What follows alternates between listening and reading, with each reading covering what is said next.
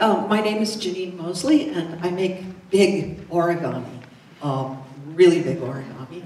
And the kind of origami I make is called modular origami, where you fold lots and lots of modules that are all identical, and you link them together and you make bigger structures out of them.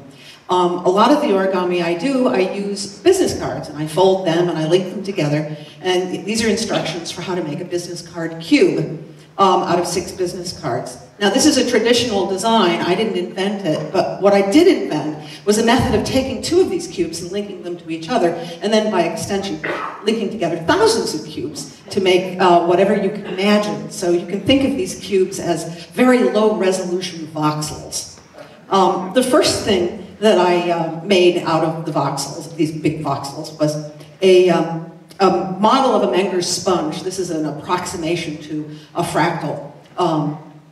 That was, so you can make better approximations. That was a level 1. I decided I wanted to make a level 3 Menger sponge, but my calculations showed that it would need 66,000 business cards. It would weigh 160 pounds, and it wouldn't fit through most doorways. So I decided I needed help, so I recruited people, and I came up with a way of decomposing it into smaller units that my volunteers could fold, and then I could assemble them into larger units that I could pick up and move through doorways and ship places and assemble in other cities like New York, where you see the completed sponge on exhibition in 2005. So that was a lot of fun. And in 2008, I was contacted by First Night Worcester, which is a community arts organization in Worcester, and they put on a big New Year's Eve celebration every year. It's sort of like the one they have in Boston, but in Worcester they like to bring students into the project, so they get grade school students to build or put on whatever the exhibition is going to be. So we decided to build a model of a local landmark, Union Station, which is a very distinctive looking train station in the city of Worcester. And I made this 3D model of the train station. It's actually missing the whole back end of the building, which is just a parking lot. But this is the interesting bit.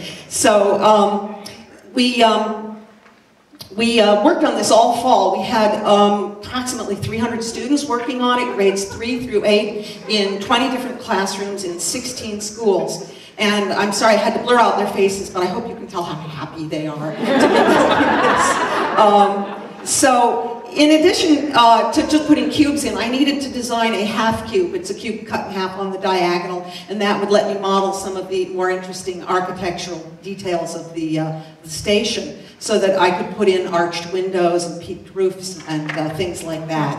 And this is the completed station that we built on New Year's Eve on display at the Worcester Art Museum. And it has about 60,000 business cards in it.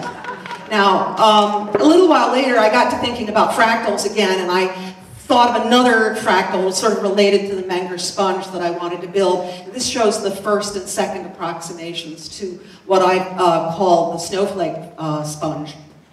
And I wanted to build this thing, and I needed an organization to help me build it because I really don't want to ruin my hands by folding 60,000 cards all by myself. And in last year, the libraries at USC, University of Southern California, were looking for an interdisciplinary art project that they could engage the whole student body in building. And so we talked, and they decided to build my sponge for me. So again, I had to come up with ways of breaking it down into smaller units that students could make and that we could assemble into larger pieces and that could be assembled into the final thing. So I had to fly out to LA several times. It's a little difficult to manage a project like this remotely, but and so the Menger sponge was built as 8 separate octants.